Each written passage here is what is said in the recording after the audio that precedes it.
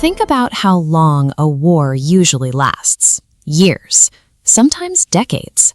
But what if an entire international conflict, from the initial standoff to the final surrender, started and ended in exactly 38 minutes?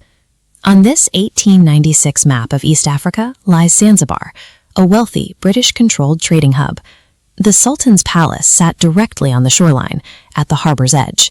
This made trade efficient, but left the royal residence completely exposed to the sea.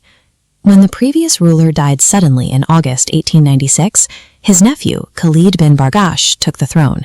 He moved into the palace and declared himself the new sultan, doing so without the permission of the British authorities.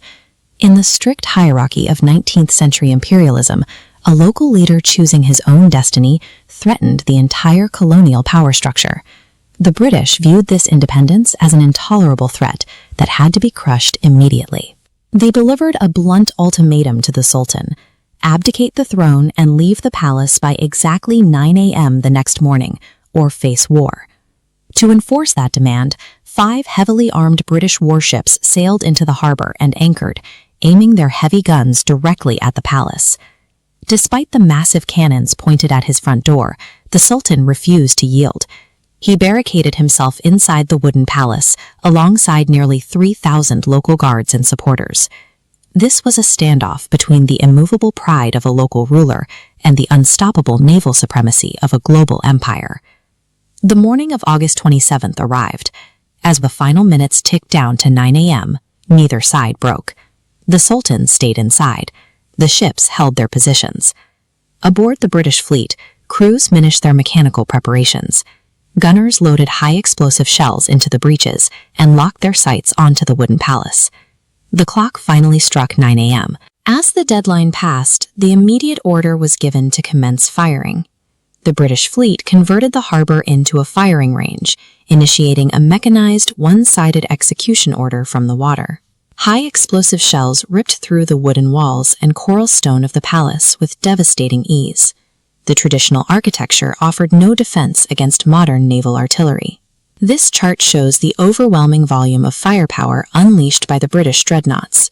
They maintained a rate of hundreds of heavy shells per minute, while the return fire from the palace was virtually non-existent. Because the palace was largely constructed from wood, the explosions triggered uncontrollable fires. Within just a few minutes, the entire royal residence and the surrounding city center were completely engulfed in thick black smoke. By 9:15, the defense had disintegrated. By 9:30, the line completely collapsed under the weight of the bombardment. The absolute speed of the destruction served as an exercise in industrialized imperial terror. It was designed to send a visible, violent message to the rest of the globe. At exactly 9:38 a.m., the guns finally fell silent. After merely a half hour of bombardment, the palace had been reduced to a pulverized physical state. The roofs had collapsed, the walls were gone, and the grand residence was now a pile of smoldering rubble. The Sultan had already fled the burning ruins, seeking asylum in a nearby consulate. His reign and the war had ended simultaneously.